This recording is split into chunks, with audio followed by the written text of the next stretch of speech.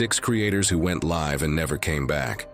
From a simple product test to a routine delivery ride, each stream began as ordinary content, but ended in tragedy. These are the stories of streamers who lost their lives on stream.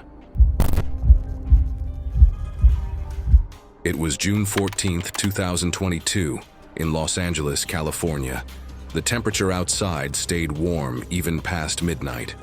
Inside one apartment on the city's west side, the glow from a pastel-lit bedroom filled a second-floor window. From the street, the flicker of colored lights and faint sound of soft music gave away what was happening inside. A live broadcast already in progress. The woman on camera was 24-year-old content creator Madison Hale, a small but growing beauty influencer known for testing affordable skincare gadgets. Her streaming space looked polished yet simple. A white desk lined with small bottles, 2 ring lights on either side, and an open laptop where messages from her viewers scrolled non-stop. It was her usual late-night setup: calm music in the background, chat moving fast, and Madison chatting comfortably with her audience. That night's stream began as a late-night skin Q&A. Madison held up a small silver device, a handheld laser pen sent by a skincare startup hoping for exposure. She explained that it was supposed to tighten skin around the jawline and reduce fine lines. The product wasn't widely sold in the US yet, which made it more appealing to her followers. She said she wanted to test it live so everyone could see the results in real time. At first, everything looked normal. Madison pressed the tip of the device against her lower cheek, talking casually about her new sponsorship. A faint buzz came from the pen, and a soft red light appeared on her skin. She said it tingled but didn't hurt. Laughing, she compared it to static electricity. Her viewers joked back, telling her to be careful. She continued moving the laser upward along her face, explaining how to angle it correctly. Roughly 30 minutes into the stream, she switched to her right temple, leaning closer to the camera for a clearer view. She said she wanted to test how close it could get to the hairline without discomfort. The background music stayed calm and nothing seemed off. Then, as she pressed the button again, a quick spark flashed near her temple. A wisp of smoke curled upward through her hair. Madison flinched, and the camera jostled as if she had bumped the desk. She didn't speak again. Her hand froze mid-air, still holding the device. For several seconds, she sat upright, eyes half-focused on the screen. The chat scrolled with laughing emojis, some viewers thinking she was pretending. Others commented that her camera had frozen, but the lo-fi playlist kept playing without interruption. More messages started appearing in the chat, with viewers expressing confusion and concern as they noticed she wasn't moving. Her moderators began typing rapidly, trying to get a response. A few longtime viewers posted that she had been motionless for over a minute. Still, the stream continued, music looping while Madison sat still under pink light. At around the 10-minute mark, confusion turned to panic. Some viewers clipped the moment the spark appeared and shared it online. Others said her breathing looked uneven. The chat slowed, replaced by messages from viewers urging someone to check on her. The number of live viewers didn't drop. People kept joining, unsure if they were watching a real emergency. After nearly 20 minutes of silence, the stream shut down automatically when the system detected no activity. The screen turned black without warning. When her channel refreshed later that night, the thumbnail showed her final frame. Hand raised, head slightly tilted, and the laser still visible near her temple. Authorities ruled the cause of death as accidental electrocution during a product demonstration. 2 weeks later, the company recalled the device, and her account was permanently closed. It was October 4th, 2016, in Córdoba province, Argentina. The morning sky was overcast, and a light wind pushed dust across the open fields. The sounds of roosters and distant cattle echoed from nearby farms. In a small valley, a fenced corral stood behind a white farmhouse where 31-year-old Emiliano Torres had already started his day. The camera on his phone faced the barnyard, showing a worn gate, a feeding trough, and a large brown bull pacing slowly inside the enclosure. Emiliano was known online for his quiet, early morning streams that showed life on a small farm. His channel had only a few hundred viewers, most of them other farmers who liked his practical advice about livestock care. That morning, he told his audience that he needed to fix part of the fence that his bull, Moro, had damaged the day before. His phone rested against a wooden post while he talked about how strong the animal had become since the last season. The sound of birds and the squeak of his boots filled the audio. He walked toward the gate holding a bucket of grain. The camera tilted slightly as he set it down and began untying the latch. Moro stood on the other side, heavy and restless, his hooves shifting in the dirt. Emiliano spoke calmly as he tossed some feed over the fence, explaining that keeping the bull fed first made repairs easier. Wind gusts brushed over the microphone, muffling his words, but his tone stayed relaxed. Viewers in the chat typed short greetings and asked questions about the animal's size.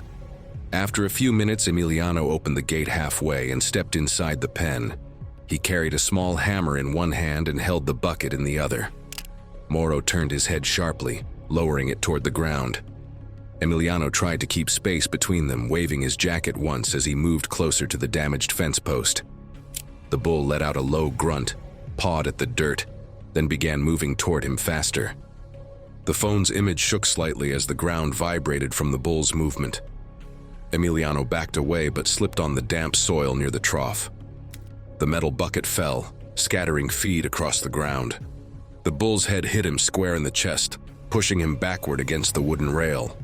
The camera tilted sideways, landing on the ground at an angle. For a few seconds, the lens showed nothing but dirt, hooves, and a blur of motion. Audio from the stream caught heavy breathing and scraping sounds. Viewers heard shouts in Spanish from off-camera as two nearby workers ran toward the enclosure. One yelled for the bull to back away while another tried to grab a stick through the fence. The sounds of hooves striking wood echoed, followed by silence. The feed continued streaming for several minutes, showing only the ground and the corner of the broken gate. The camera remained live as one of the workers approached and lifted it briefly before the image cut to black. By then, most of the chat had gone still. A few viewers typed messages asking if everything was okay, but there were no replies. Later, authorities confirmed that the bull had struck Emiliano multiple times before retreating toward the far end of the pen. By the time paramedics arrived, Emiliano had already died from internal injuries. The phone was recovered face down in the mud beside the trough. When investigators replayed the stream, it ended with only the faint buzz of flies and the rustle of wind across the barnyard. It was May 9, 2020, in Taichung, Taiwan. The city was quiet that night, most windows dim except for a few apartment lights scattered across the skyline. In one small studio on the 5th floor of a narrow building, the faint glow of colored LEDs filled a single room. A microphone sat on a short desk beside a glass of water, surrounded by foam panels meant to block outside noise. Inside that room, 29-year-old Lin Yu-sin was live on her usual overnight ASMR stream. Her channel had a small but steady audience who watched her soft-spoken videos to relax at night. She lived alone, and most of her streams ran for several hours. Her setup was simple: a desk microphone, ring light, and a laptop connected to an external webcam. That night's stream started around midnight and followed her usual long overnight format. Hundreds of viewers were watching as Lin began reading messages from subscribers in a calm, low tone. The sound of tapping glass and light crinkling filled the feed. Her pace stayed steady for hours, broken only by the quiet hum of the computer fan. Around 3:20 a.m., Lin was reading one of the chat comments when she stopped mid-sentence and reached toward her neck.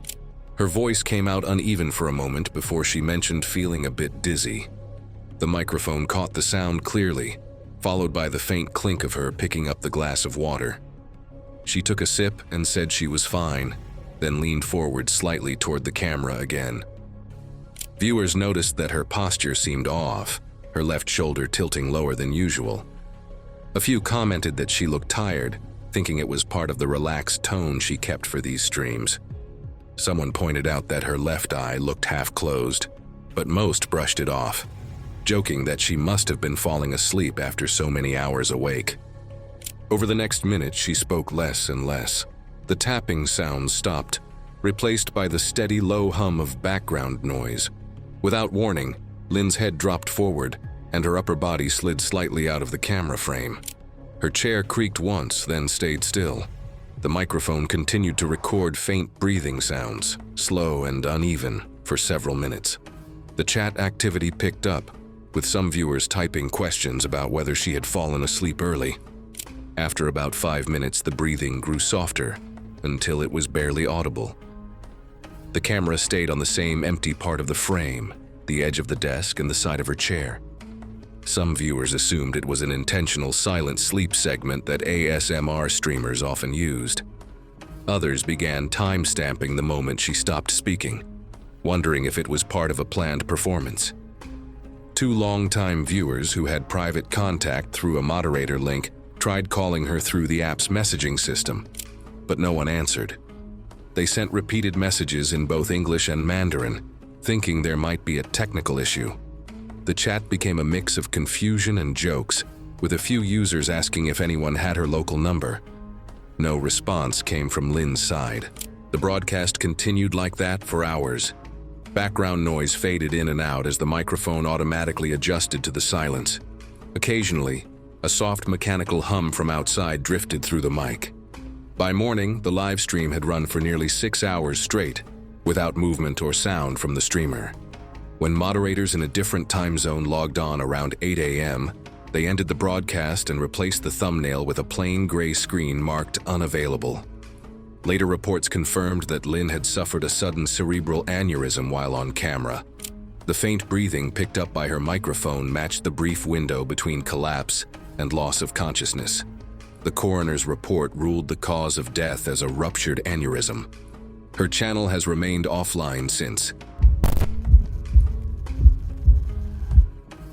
It was August 28, 2018, in Chiang Mai, Thailand. The air was thick with the smell of grilled meat and charcoal smoke drifting through the market rows. The sun had already dropped behind the trees, but the food stalls were still busy with evening customers. Neon bulbs flickered above plastic tables, while vendors called out prices in quick bursts of Thai. Among them, a tripod stood at the edge of one stall. Its small camera pointed toward a man with a plate of skewers in front of him. Daniel Reyes, 27, was a travel vlogger from California who has been filming food adventures around Southeast Asia for almost a year. His channel focused on local street food, simple meals, and casual chats with people he met along the way. He preferred small towns and outdoor markets over city restaurants. That night, he was streaming live from a rural food market on the outskirts of Chiang Mai, showing his audience the everyday side of Thai street food. Daniel had been filming for about 20 minutes, talking to a vendor while trying grilled pork skewers.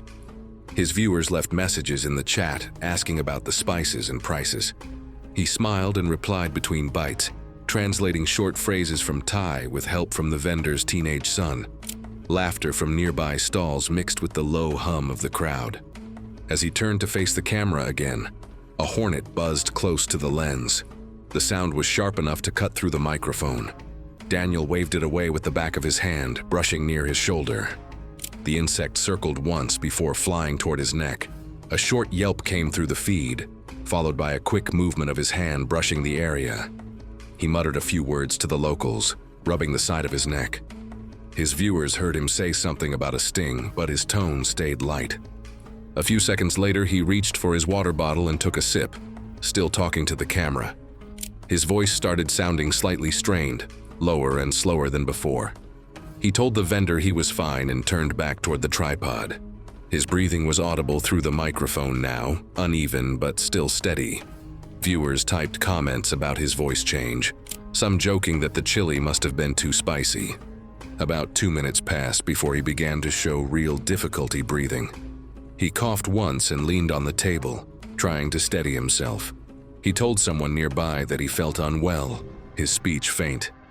The vendor and her son looked confused until they noticed his face turning pale. The stream caught the sound of chairs scraping and several people shouting in Thai. Daniel tried to stand but lost balance, knocking into the tripod as he went down. The camera shifted sideways, now pointed toward the dirt ground and the bottom edge of the stall.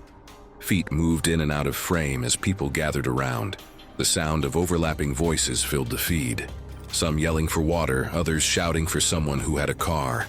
One voice, speaking English with a Thai accent, asked if anyone had an epinephrine injector. No one did. For the next minute, the stream showed only motion and noise. Someone tried to loosen his shirt collar, and another person repeated short phrases to keep him responsive. His breathing became louder, followed by a long pause and scattered shouting. The sound of traffic from the road cut through the background. Then a hand appeared over the lens, covering it with a cloth. The image went dark, but the audio continued briefly, capturing the sounds of people moving hurriedly and someone saying to call for help. The feed ended seconds later.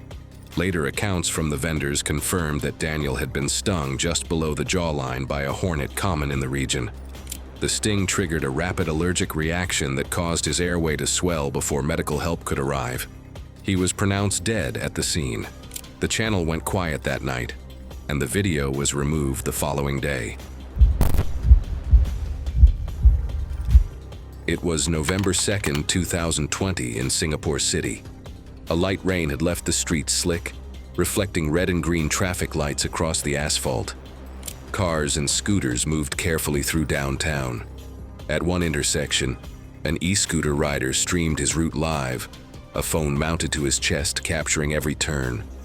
The rider was 25-year-old Alvin Lim, a part-time food courier who liked to stream his nightly routes for a small online audience.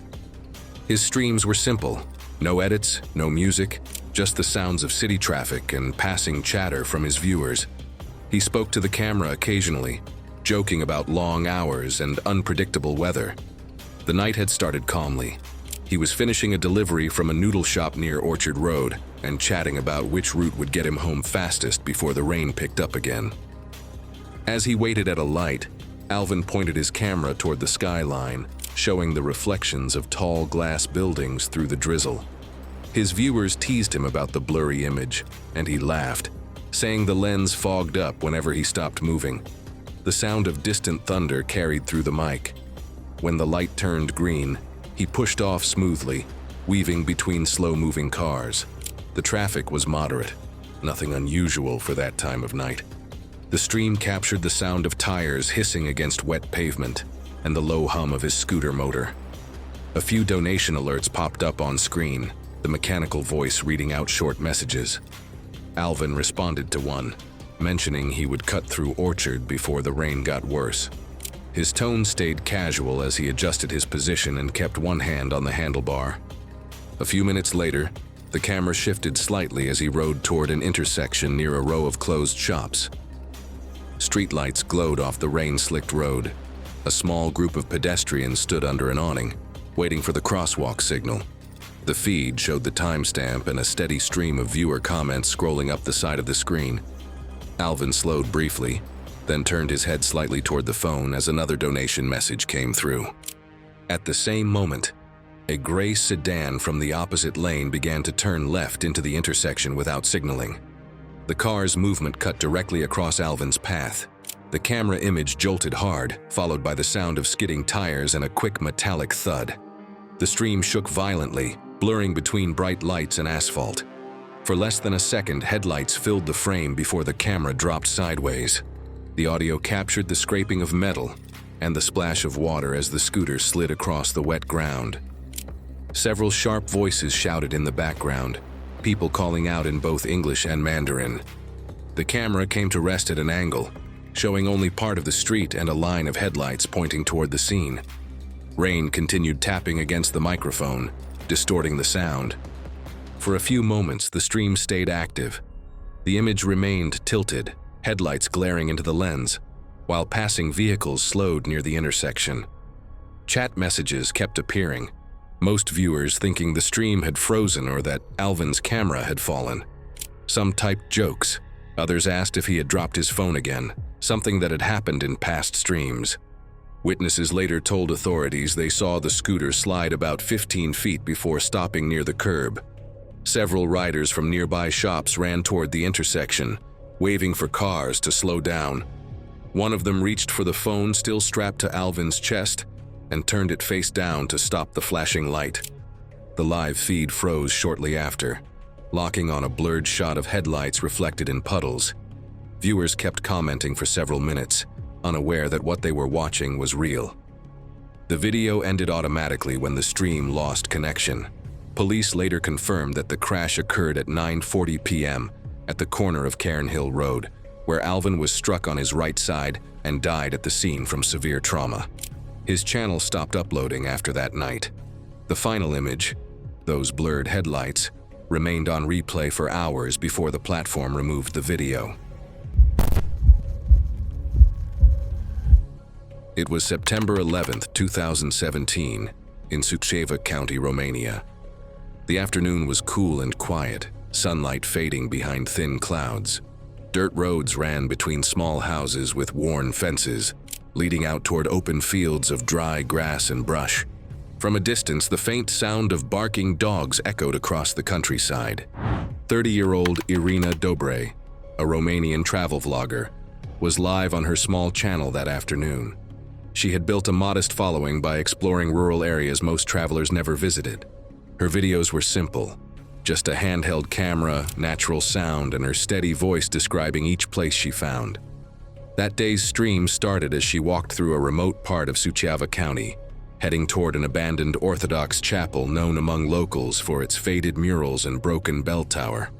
The live broadcast had been running for about 20 minutes. Viewers could see uneven dirt paths, old wooden fences, and low houses with tin roofs reflecting bits of sunlight. The sound of her footsteps mixed with distant wind and the occasional bark from far away. Irina's chat moved slowly, dozens of viewers watching as she pointed her camera toward the horizon and talked about the chapel she was hoping to find. At one point, she stopped to check her phone for directions and adjusted the small tripod she used as a grip. As she walked farther from the village center, the sound of barking grew closer. She turned the camera slightly, showing a narrow path that cut between two open fields. A small group of dogs could be seen moving near the edge of the frame, thin, tan-colored strays that seemed to be following from a distance. Stray dogs were common in the region, especially near abandoned properties, and most travelers learned to keep their distance. Irina mentioned that they had been following for a few minutes but didn't seem aggressive. A minute later, the barking intensified. The stream's audio caught wind gusts and short, uneven sounds of movement. Irina shifted the camera, and several dogs were now visible, closing in from different directions. She stopped walking and held out her tripod in front of her. The dogs circled slowly, growling. For a few seconds, the feed showed her trying to back away toward the dirt road, keeping the camera aimed forward. The barking grew louder and sharper.